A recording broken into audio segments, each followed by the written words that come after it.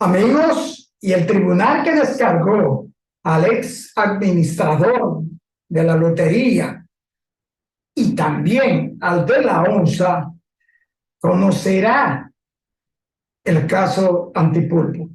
También, amigo, tras denuncia de agresión, la presentadora Tamara Martínez dijo que no podía más y su esposo quedó detenido al presentarse a la fiscalía. Afirman, amigos, que 10 toneladas de cocaína ha sido decomisada este año en República Dominicana. Bajaron los combustibles. Después de un año, bajaron los combustibles.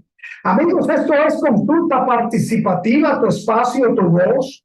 Saben ustedes que transmitimos a través de Caravisión, canales 26 de Claro, Altiv y 22 de Aster. Amigos, estamos en todas las redes sociales. Estamos en nuestro canal de YouTube, Consulta Participativa, al que les invitamos que vayan a YouTube, se suscriban a Consulta Participativa y activen la campanita de notificaciones para que reciban estas consultas de manera directa y especial. También, amigos, que estamos en Instagram como @consultapar. También en Instagram estamos como Ricardo Colmán, todo juntito. Estamos en Twitter como @consultapar. También en Facebook, Consulta Participativa. Y nuestro número de contacto, nuestro número de WhatsApp, 809-769-4500. Contáctenos, háganos sus sugerencias, como nuestras amigas televidentes Fátima Urbán de Conérico. Gracias por estar ahí. Y Miosoti Pina de Sunrise, Florida. Gracias del alma por seguirnos y reportarnos su sintonía. Amigos, y no nos queda más que dar la gracia a todos ustedes, amigos, que nos han acompañado durante estos 7 años en esta hora de domingo de 12 a 1 de la tarde, hora de almuerzo, hora familiar. Nosotros vamos a una pequeña pausa y retornamos de inmediato con nuestros comentarios.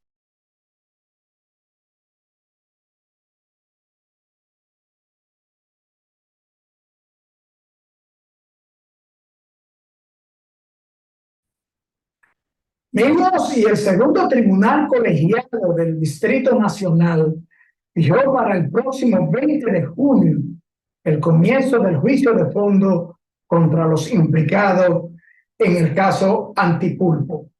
Este tribunal, que está compuesto por las magistradas Claribel Nivar Arias, quien lo preside, Catherine Rubio y Giselle Soto, está encargado de conocer este juicio de fondo a los imputados en este caso. Recordamos que uno de los casos más recientes que conoció este segundo tribunal colegiado del Distrito Nacional fue el del fraude a la Lotería Nacional, conocido como Operación 13.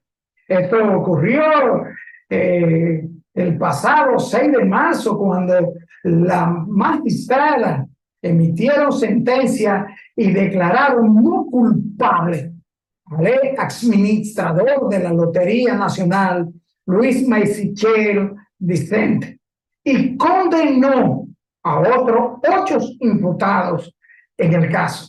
Al motivar la sentencia en la que descarga al ex administrador de la lotería de toda responsabilidad penal, las juezas afirmaron que han sido altamente insuficientes los elementos de prueba en su contra. A Maisichel Vicente solo lo señalaron a la presentadora de los sorteos, Valentina Rosario Cruz, quien dijo que le dijo en un ascensor de la lotería que alguien se le iba a acercar y le iba a comentar de un sorteo especial, lo que, según la sentencia, esto no lo implica ni lo señala con responsabilidad penal si esto fue cierto. También, amigos, recordamos en septiembre pasado que este tribunal condenó a Argenis Contreras a 20 años de prisión por el asesinato del abogado Junior Ramírez. En tanto, el exdirector de la ONSA, involucrado, según el Ministerio Público, Manuel Rivas, fue absuelto de la acusación de corrupción administrativa por falta de pruebas, ya que al valorar las pruebas y la legalidad de las mismas, el tribunal determinó que Rivas no incurrió en una conducta dolosa que le permitan atribuirle al tribunal el crimen de corrupción. Una sencilla pregunta de desconocedor de la materia. No sabemos, el Ministerio Público tendrá sus acciones, pero cuando este tribunal, conocido tribunal por estas tres magistradas, descarga a estos imputados después de estos valladares de prensa y comentarios y acusaciones, entonces parece ser que el Ministerio Público no sustentó debidamente ni presentó pruebas suficientes. Amigos, y tras negar la acusación de agresión contra su pareja, la presentadora de televisión Tamara Martínez, el abogado Emilio López quedó detenido en la Fiscalía de Santo Domingo. Así lo confirmó una fuente al periódico Diario Libre. Por otra parte, la madre de la también modelo narró a un medio radial los abusos de lo que habría sido víctima su hija. Y dijo: mami, me van a matar, mami, me van a matar. Dijo que ese fue el grito de auxilio de la comunicadora y modelo a su madre tras supuestamente ser agredida por su esposo. Ella está viva porque el día que él la estaba ahorcando tirada en la cama, en su desesperación por no poder respirar, movía los pies y a Emilio se le pegó una patada en sus partes íntimas y así él quedó privado y ella se pudo quitar, detalló Cesarina Piña. La dama denunció que López supuestamente vigila a su hija hasta en el baño, por lo que teme que pueda quitarle la vida. Más temprano, el abogado se defendió de las acusaciones en su contra y dijo que nunca ha maltratado a ninguna de sus parejas. En ese momento informó que estaba apoderando al Ministerio Público de todo lo que existe, al hablar del video que Tamara publicó el pasado miércoles en Instagram, denunciando que supuestamente fue agredida. López explicó que esa noche la comunicadora le hizo una escena de celos tras salir de una fiesta y que él a lo que se disponía era a recoger su ropa para irse de la casa. Amigos, hasta aquí nuestros comentarios de hoy y les invitamos a que nos acompañen en nuestra consulta central, donde estaremos conversando con el doctor Luis Eduardo Suazo, neurólogo, cirujano endovascular. Volvemos en breve con nuestra consulta central.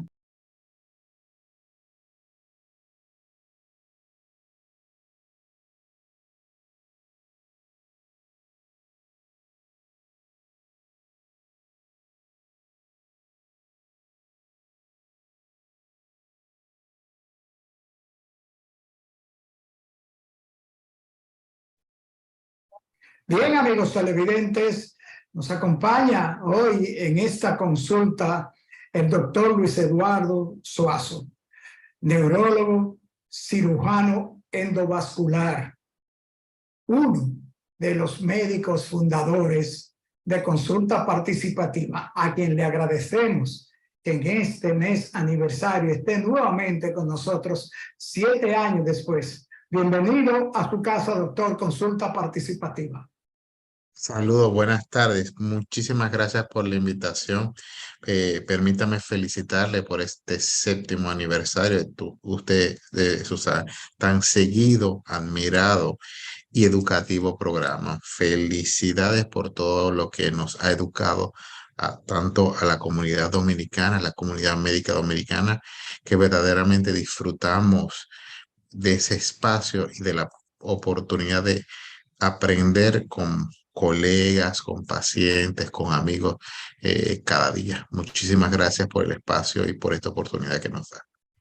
Gracias del alma, doctor. Y ciertamente lo que hacemos es en estas consultas con ustedes, los profesionales de la salud, los científicos de la salud, es tratar justamente de orientar y de guiar, si así se pudiera decir, en lo que pudiere hacerse a distancia a través de estas consultas.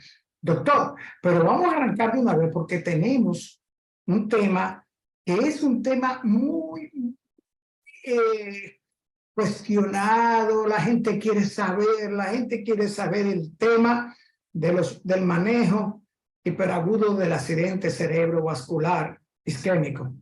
Pero dígame, doctor, ¿qué es un ictus isquémico? Okay. Primero, definimos lo que es un ictus o un accidente cerebrovascular. Y es el hecho de cuando una arteria se tapa de manera brusca, súbita, en una zona determinada del cerebro. Los accidentes cerebrovasculares pueden ser de dos tipos, o isquémicos o hemorrágicos.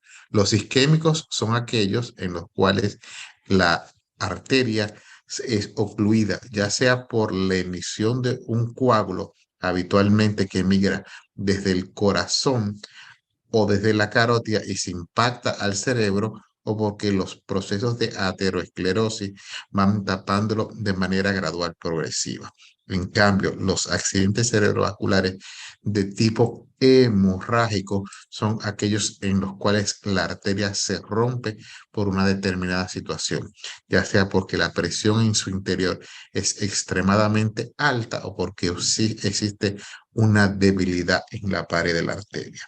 Pero hoy en día, gracias a una serie de estudios y de metodología diagnóstica y de tratamiento que no lo teníamos hace esos 7 años cuando empezamos y que hoy se han ido incorporado al país, entonces el manejo del accidente cerebrovascular isquémico, trombótico, cuando la arteria se tapa, es mucho más efectivo y mucho más satisfactorio para el paciente. Y eso es lo que queremos abordar en el día de hoy.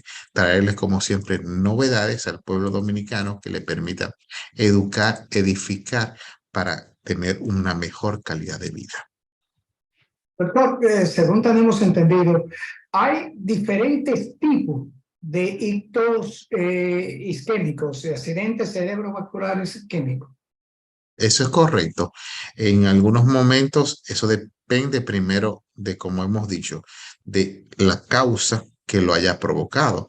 Eh, Nosotros describimos eso y hacemos una analogía con una casa de 2 pisos cuando se produce el accidente cerebrovascular isquémico. Imagínense que tenemos una casa de 2 pisos y en su momento abrimos la ducha que está en el segundo piso para bañarlo y no entra suficiente, no sale suficiente agua. Eso es un ictus isquémico. Entonces, ¿qué es lo que puede estar ocurriendo? Podemos tener un problema en la bomba de agua, que es el corazón, que puede o no estar funcionando adecuadamente y no enviar suficiente flujo de sangre, o algún coágulo acumularse en el corazón y desprenderse al cerebro.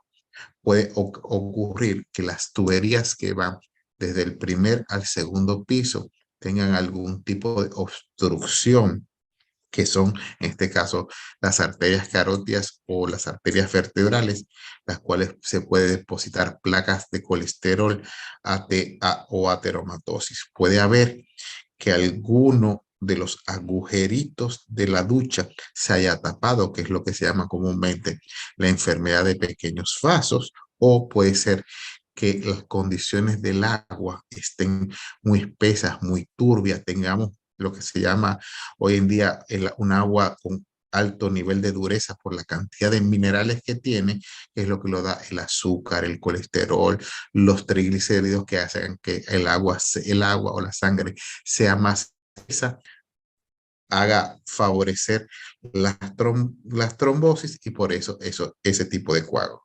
Ese es fundamentalmente el cuadro fisiopatológico. Igualmente, en algunas ocasiones, depende de la duración del evento, tenemos lo que se llaman los accidentes cerebrovasculares isquémicos y transitorios, cuando la arteria se ocluye, pero se revierte de manera rápida y el paciente queda sin ningún tipo de secuelas en menos de 24 horas por vía natural, o cuando, cuando el paciente tarda una semana con el ictus establecido y se recupera, que es el déficit neurológico reversible, o si no, ya el déficit instalado o permanente. Doctor, usted se refería primariamente a lo que podemos llamar el accidente cerebrovascular hemorrágico. Sí, el accidente cerebrovascular hemorrágico es aquel que es la otra vertiente del... Yo siempre le digo a la gente que yo soy una especie de plomero sofisticado, que cuando hay una tubería tapada yo la destapo, o cuando hay una tubería rota yo voy y la reparo. Entonces, en el accidente cerebrovascular hemorrágico lo que tenemos es la fuga de agua. Se rompe la tubería y el agua se derrama y ensucia o moja la casa, el apartamento, el lugar donde estemos. Entonces, ese evento puede ocurrir por dos razones: o porque la presión del agua es muy alta dentro de la tubería y se rompe, explota, o que en la tubería, que en este caso puede ser una arteria o una vena, hay algún tipo de deformidad, de debilidad en ese vaso y explote y sangre. Eso es lo que constituyen en la mayor parte de los casos los aneurismas o las malformaciones arteriovenosas, que son debilidades en la pared de la arteria o de la vena de la tubería, y entonces se rompen y sangran. Doctor, en estos accidentes cerebrovasculares hemorrágicos, ¿cuáles son esos daños inmediatos? ¿Se puede causar hasta la muerte? Es correcto, en muchas ocasiones el accidente cerebrovascular hemorrágico es menos frecuente que el isquémico. Un 80% de los eventos son isquémicos, y un 20% son hemorrágicos. Ahora, el accidente cerebrovascular hemorrágico tiende a ser más catastrófico, más dañino y más perjudicial y destructivo, porque cuando se rompe algo, inmediatamente destruye, rompe y sangra.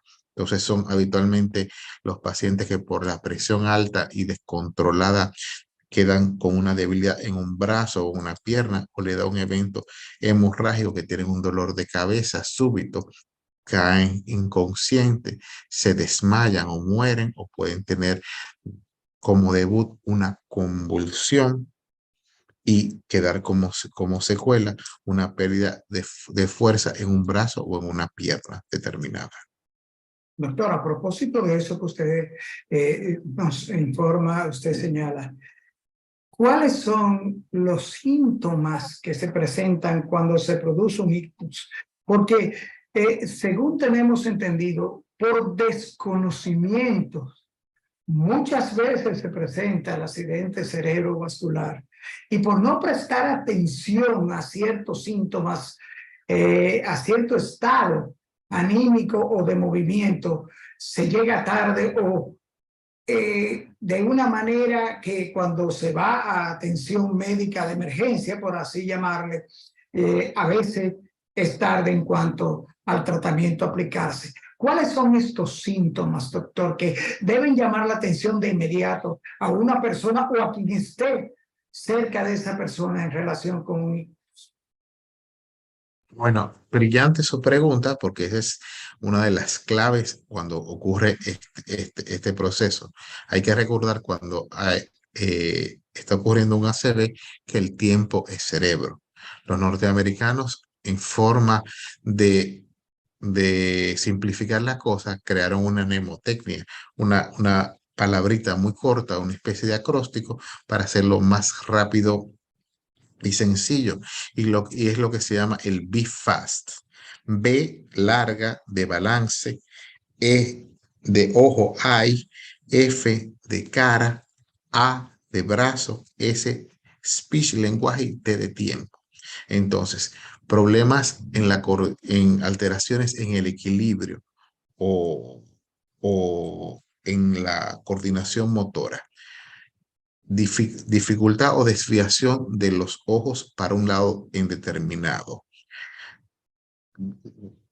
algún tipo de asimetría en la cara, que la cara se le vaya hacia un lado, como normalmente pasa en estos pacientes, pérdida de fuerza en un brazo, dificultad para hablar o entender las palabras, el paciente debe ir lo más rápido posible a la atención de emergencia, porque en este momento el tiempo es cerebro. Y como queremos desarrollar en esta charla, en estos momentos existen una serie de tratamientos extremadamente confiables y adaptables, los cuales una arteria que esté ocluida permiten rescatar esa arteria, llevarle flujo adecuado al cerebro y el paciente recuperarse o de manera completa o minimizar ese grado de secuela valga la redundancia, a su menor expresión. Doctor, cuando se presentan estos síntomas y la persona pues acude adecuadamente más o menos y toma en cuenta y intenta y asiste de inmediato a un centro de salud, a un centro de emergencia, ¿qué es lo primero en hacer? ¿Cuál es el tratamiento primario? ¿Están los centros de salud preparados? ¿Hay un equipo, un protocolo preparado para recibir un paciente que esté presentando síntomas de un accidente cerebrovascular? Ok. eh, Existe lo que se llama una etapa prehospitalaria o de estabilización y otra etapa propiamente hospitalaria. Todos los centros deberían tener la capacidad de dar la respuesta y el diagnóstico inicial al paciente. Se le debe establecer el nivel de conciencia, el grado de discapacidad que puede llegar a tener en ese momento el paciente, medir la temperatura, el azúcar, porque muchas veces descompensaciones en el azúcar pueden ser grandes simuladores, y la temperatura, procesos febriles o situaciones diferentes pueden enmascarar o cambiar alguna serie de situaciones. Si se descarta todo eso y la presión arterial y se compensa al paciente tanto en su saturación de oxígeno, frecuencia cardíaca y presión arterial, inmediatamente el paciente debe hacérsele una tomografía computarizada, que es un estudio sencillo, relativamente barato y que está al alcance de muchos centros en el país. Entonces, ¿qué es lo que ocurre con una tomografía simple? La tomografía simple nos permite diferenciar si se trata de un paciente con una isquemia o una hemorragia. Ya tenemos una diferenciación sumamente importante, porque si el paciente tiene una hemorragia, como hemos hablado, tiene un tipo de protocolo diferente, así tiene una isquemia. Si el paciente tiene una isquemia, un vaso tapado, tenemos que profundizar en saber el tiempo, la última vez que ese paciente fue visto bien de manera adecuada, porque ese infarto puede ir progresando o extendiéndose en las siguientes horas si no se dan los tratamientos correspondientes. Los mismos consisten en si el paciente tiene un periodo de 4 horas y media de que comenzó el evento, existe un medicamento que se llama trombolitio que está en el país y que está al alcance de muchos centros en el país, tanto aquí en Santo Domingo y Santiago, que simplemente se le coloca al paciente por una vena y va a viajar específicamente al lugar del trombo y va a tratar de disolver ese coágulo. En caso de que el paciente no esté en ese rango de horario y esté todavía hasta las 16 o 24 horas, existen procedimientos de cateterismo que pueden ir al interior del cerebro y aspirar y sacar ese coágulo de manera mecánica, pudiendo de esa manera restablecer y llevarle flujo de sangre de manera adecuada a esa zona del cerebro, haciendo que el infarto sea lo más pequeño posible y obviamente el grado de secuela que va a tener el paciente lo menor posible. Doctor, ¿cuáles son las secuelas de un ictus isquémico? Esto, después de la pausa, doctor.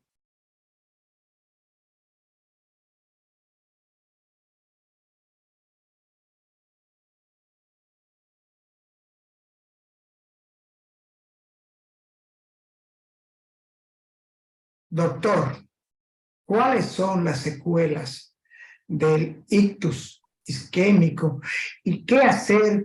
¿Cuáles son? ¿Hay programas de orientación? ¿Se orienta adecuadamente? ¿Quién hace este trabajo, doctor? Bueno, interesantísima esa pregunta.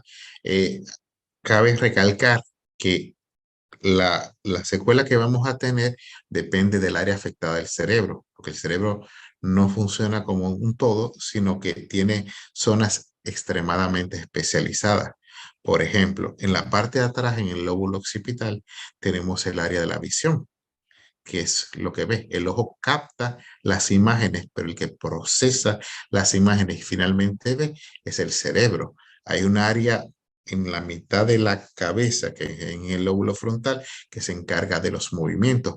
Y hay una zona determinada para el movimiento del brazo, otra para el movimiento de la muñeca, otra para el movimiento de la pierna, otras áreas encargadas para el lenguaje, tanto en lo que es la comprensión como en la expresión.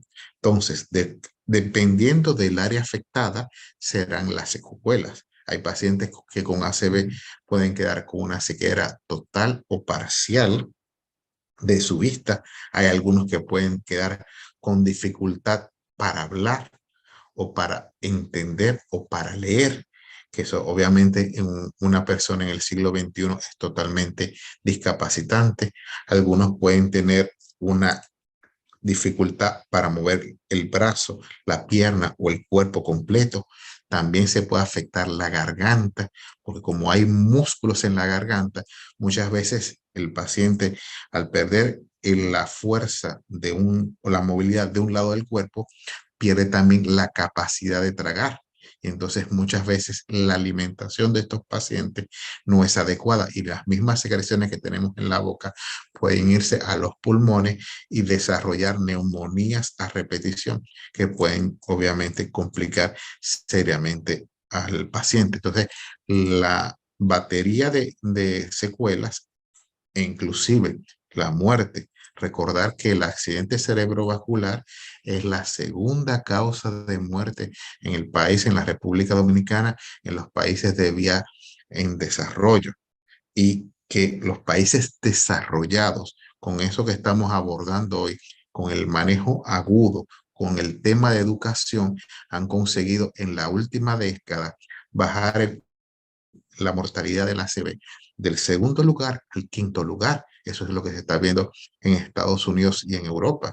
Y es lo que queremos insistir a través de programas como consulta participativa en educación, reconocimiento temprano de los signos y síntomas para que el paciente pueda recibir la atención adecuada en esa etapa hiperaguda.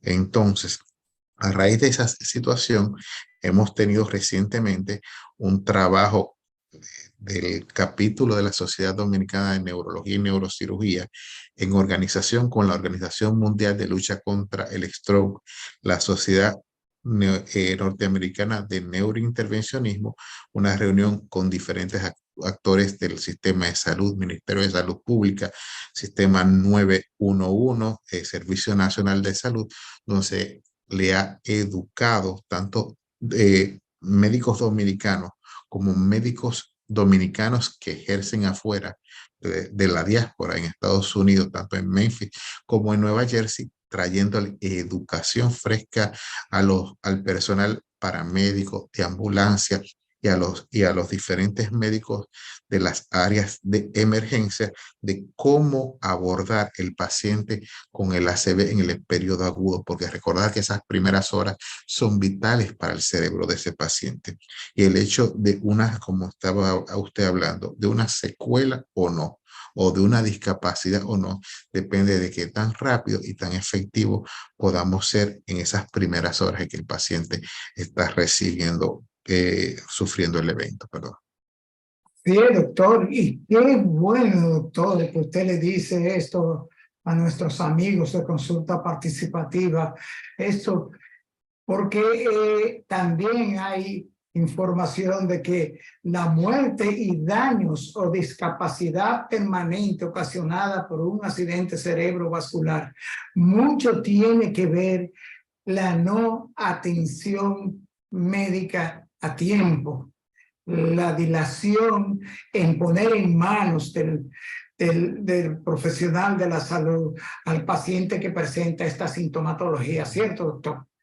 Eso es correcto, eso es correcto. Muchas veces retrasamos la atención pensando que es algo transitorio. Se va la persona a acostar o piensa que es algo que va a pasar y el organismo habla. El organismo habla, tenemos que ser un poquitico más sensibles escuchando a nuestro organismo cuando están en esas situaciones y no subestimar los síntomas tan que podrían ser banales como un calambre o pérdida de fuerza en un brazo, que uno vaya a agarrar un objeto en una taza, un vaso y se le caiga de la mano, o que se le repita las palabras, tartamudee, o que tenga un periodo de ausencia que está hablando y se pierda, porque esas son señales de que puede tener un ACV y que el paciente debe ir rápidamente a buscar atención médica, porque volvemos y repetimos, en estos momentos el tiempo es cerebro. Doctor, procedimientos para un accidente cerebrovascular. ¿Cuáles son estos procedimientos? ¿Son medicamentosos? ¿Son quirúrgicos? ¿Cuándo se requiere una cirugía en el caso de un accidente cerebrovascular? ¿Cuáles son los tratamientos y procedimientos cuasi inmediatos con esto, con un paciente ya confirmado que tiene un accidente cerebrovascular? Ok, excelente pregunta. Como habíamos hablado inicialmente, lo más rápido y menos invasivo es si el paciente llega en el periodo de las 4 horas y media o 4 horas y media, inyectarle un medicamento que se llama trombolítico que está disponible en el país, que se pasa por una vena periférica, por un suerito, se pasa en 1 hora, ese medicamento viaja y puede disolver el coágulo cuando es de tamaño mediano o pequeño. En cambio, cuando el paciente tiene un coágulo grande que ha migrado, hay que recurrir a lo que se llama trombectomía mecánica. Este es un tipo de procedimiento ya de cierta especialización, pero que está disponible tanto en la ciudad de Santo Domingo como en Santiago, en el cual un neurocirujano, un neurointervencionista hace una punción ya sea por la arteria femoral o por la arteria radial, que es la de la muñeca. Se sube un primer catéter al cuello donde se ve el problema y después por un sistema de catéteres se va hacia el coágulo específico y se puede aspirar o sacar de manera mecánica. Por eso se llama trombectomía mecánica.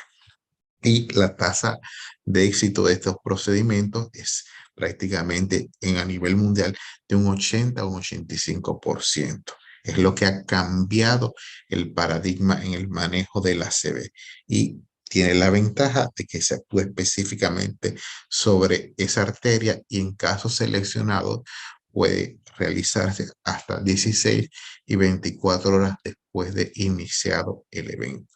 Por lo tanto, es una posibilidad de recuperar a un paciente, de minimizar sus secuelas y que hoy en día en la mayoría de las guías de trabajo práctico, tanto en Estados Unidos como en Europa, tiene una indicación 1A, lo cual lo hace el nivel de evidencia más fuerte que existe hoy en la comunidad científica a nivel mundial.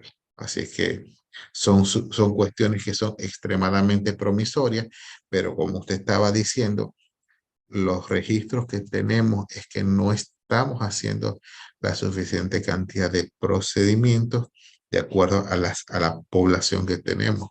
Calculamos que solamente un 1% de los pacientes que sufren un ACV tienen acceso durante el año a este tipo de tratamiento temprano por diferentes motivos.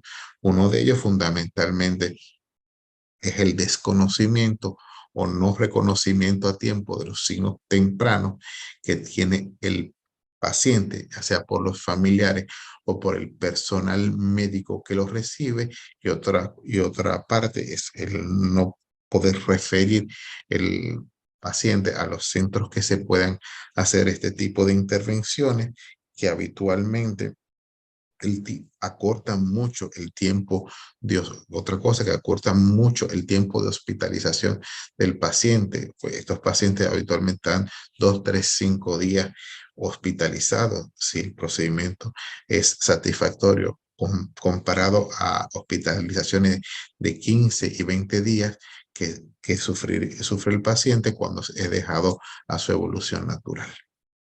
Doctor, y en este caso del 1% que tiene acceso a tiempo, pero Pero no, y muchas veces no es por un tema económico, es un tema más hoy en día educativo y de falta de conocimiento. así es, porque ahí va, las ARS cubren los procesos neurológicos, estos procedimientos, estos estudios, estos tratamientos. Está en una situación mixta. Eso lo estuvimos discutiendo durante este encuentro.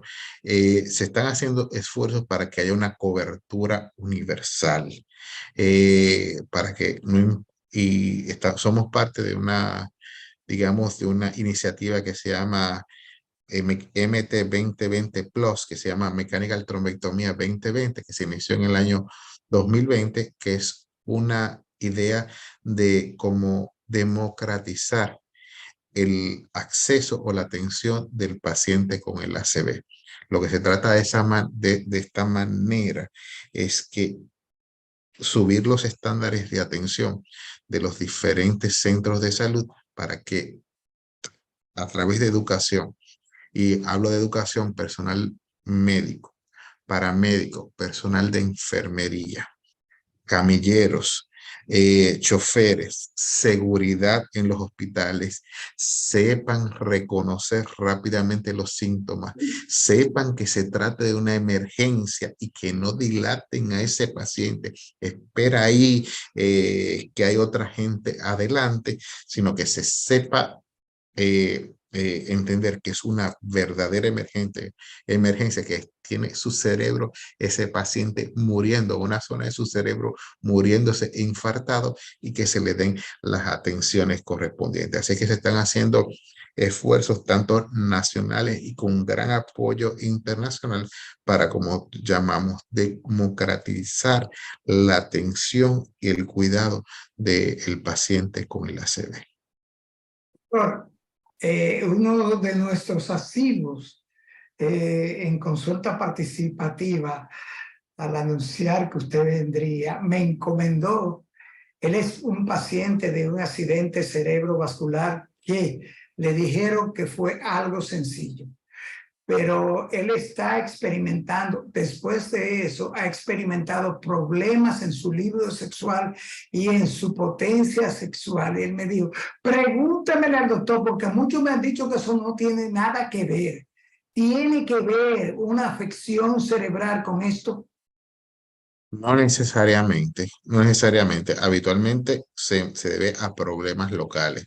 Deberían en primer lugar buscar ayuda profesional con un urólogo porque muchas veces es un problema de disminución de la irrigación de los cuerpos cavernosos del pene, que son los que son responsables de la erección en el hombre, y entonces esa dificultad circulatoria local muchas veces es lo que en ciertos casos lleva a estas situaciones.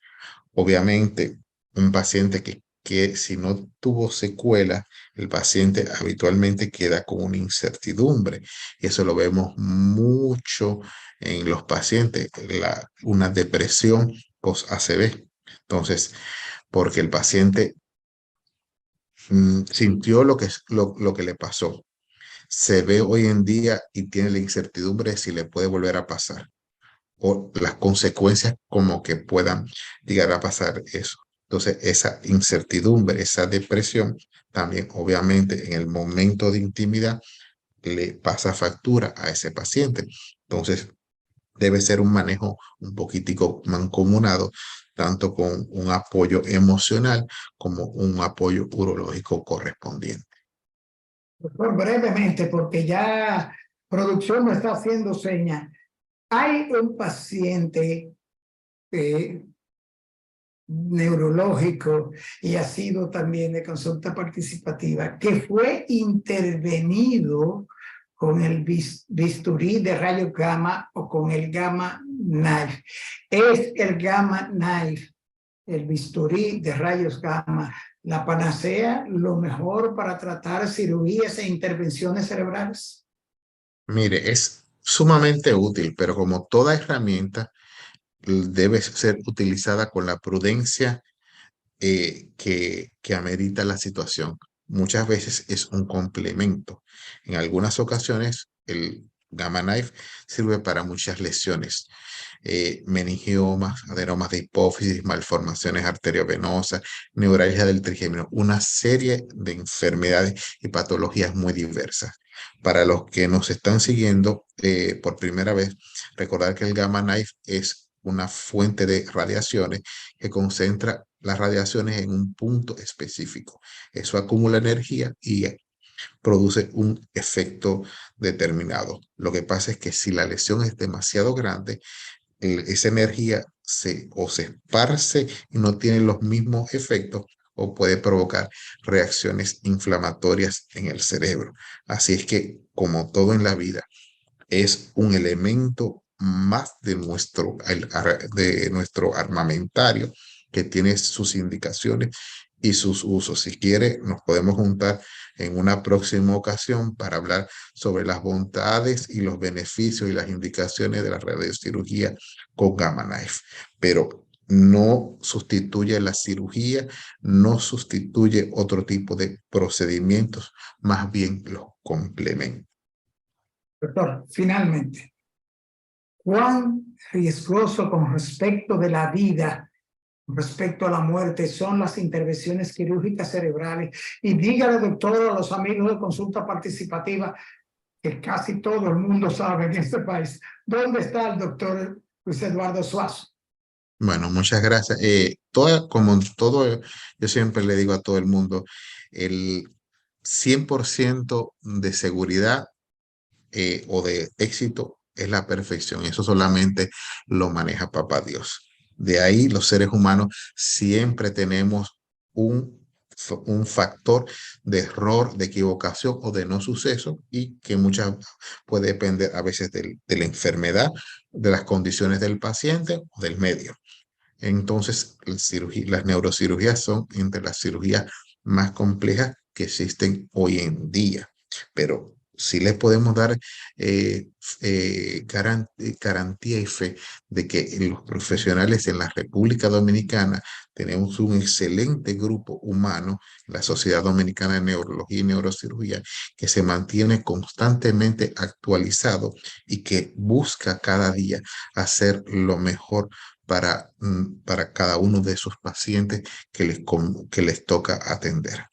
Eh, Nosotros, como usted sabe, desde hace ya 19 años estamos en Sedimat, en la Plaza de la Salud, en el 5º piso del edificio cardiovascular, para el que desee en algún momento venir a charlar, a hacer algún tipo de pregunta o inquietud, o necesite algún tipo de colaboración, nos reiteramos para la asistencia de quien nos necesita en el país, porque esa es nuestra labor, ayudar al pueblo aportando nuestro granito de arena. Gracias, doctor. Gracias por estar con nosotros en este 7º aniversario de consulta participativa.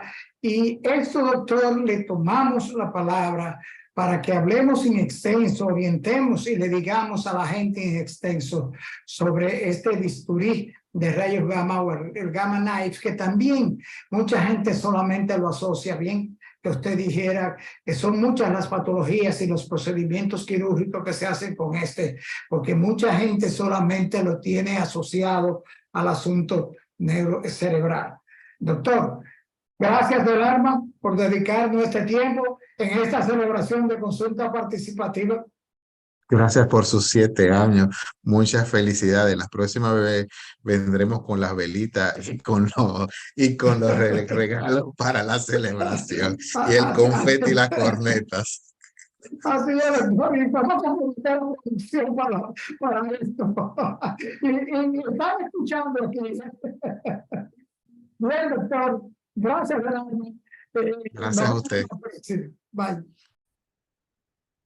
Bien, amigos televidentes, después de esta interesantísima consulta con el doctor Luis Eduardo Zuazo, neurólogo, cirujano endovascular, solo nos resta darle las gracias por seguirnos, por sintonizarnos y acompañarnos en estas consultas de salud, en esta consulta cuyo propósito son orientar a todos ustedes, amigos televidentes, con respecto a lo más importante, la salud. Amigos televidentes, nos vemos en la próxima consulta.